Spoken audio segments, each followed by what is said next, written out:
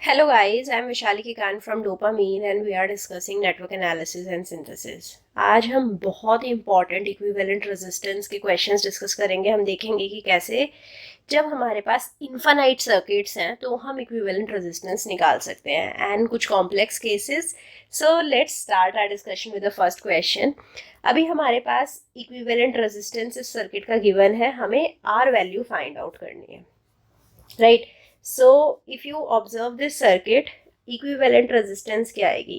R equivalent will be, अगर हम A terminal से B टर्मिनल की तरफ मूव करें so 30 प्लस, अगर हम देखें तो ये जो 60 है ये पैरेलल में है, राइट, विद 10, राइट, 10 और R सीरीज में है, सो 10 प्लस R हो गया, राइट, और ये जो तीनों है ये आपस में पैरेलल में है, right, so 12 parallel with 12 will be 12 upon 3, right? So R और 12 upon 3 सीरीज में है, right? ये पूरा 60 के पैरेलल में.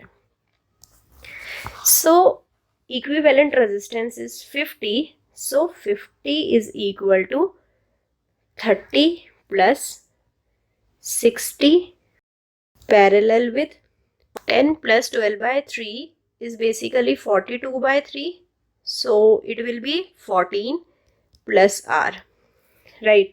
So ये 30 इधर जाएगा तो 50 minus 30 will be 20, right, will be equal to 60 parallel with 14 plus R.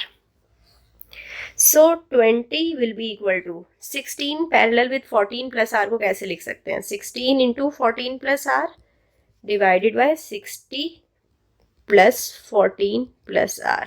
Now यहाँ पर आप देखें 60 और 20 आपस में डिवाइड होंगे, this is 1 and this is 3, right?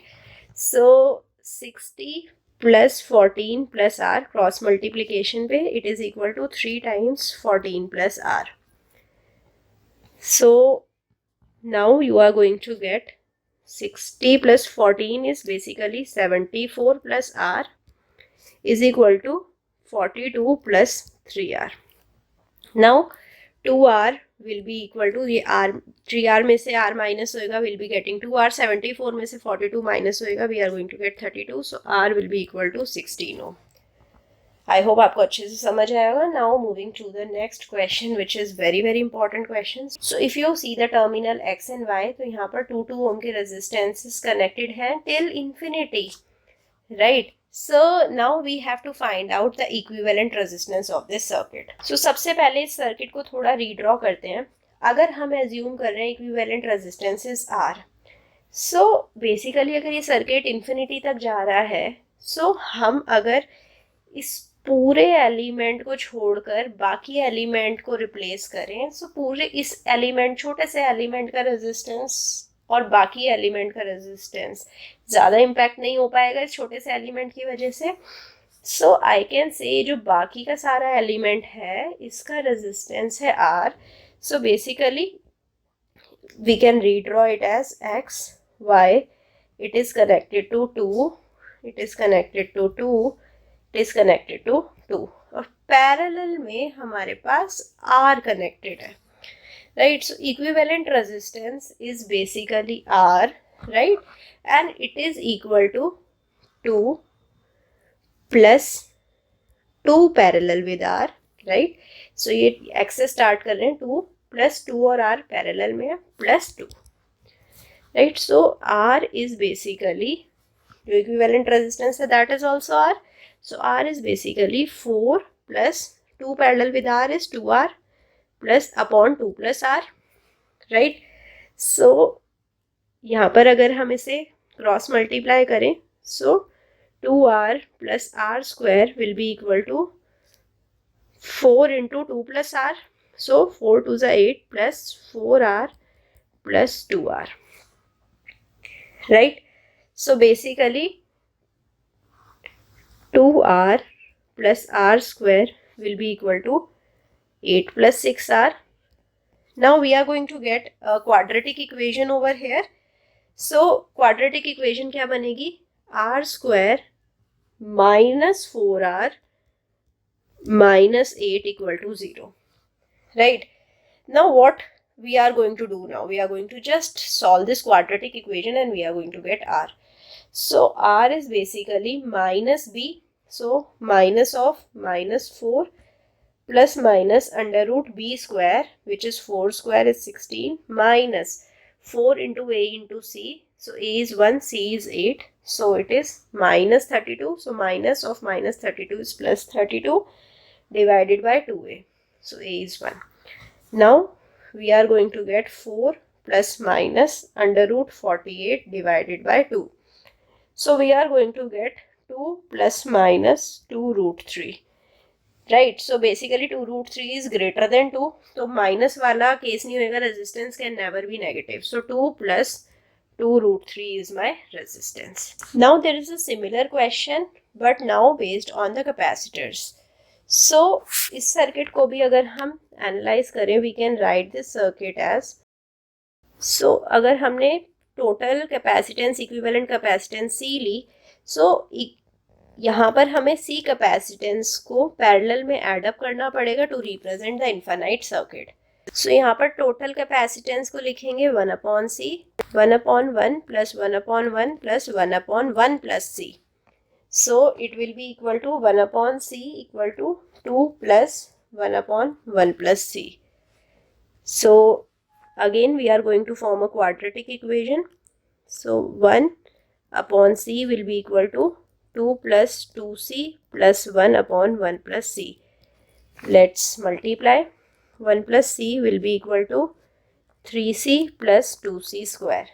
So we are going to get the quadratic equation as 2c square plus 2c minus 1 will be equal to 0.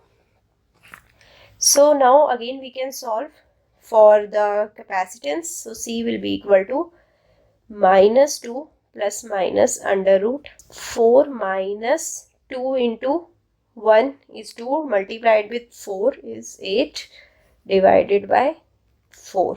So now you can solve and you are going to get the final answer as C and you can put it in comment. Comment में डालिएगा final answer आपका क्या आता है. And again see where it is positive or negative. So अगर capacitance की value negative आ रही है, डजेंट मेक सेंस, कैपेसिटेंस की वैल्यू पॉजिटिव ही आनी चाहिए. Now moving on to the next question. Here first of all we have to see what is the value of the equivalent resistance across. Now here we have A and B. Across A and B we have to find out the equivalent resistance. तो अगर आप इधर देखें voltage source के through यहाँ पर current induce होएगा I, right. अब ये जो करंट इंड्यूस होएगा यहाँ पर जाएगा और यहाँ पर ये देखिए 3 ब्रांच में इक्वली डिवाइड हो रहा है क्योंकि इक्वल रेजिस्टेंस है. सो यहाँ पर आ जाएगा I/3, यहाँ पर आ जाएगा I/3 और इस ब्रांच में भी आ जाएगा I/3.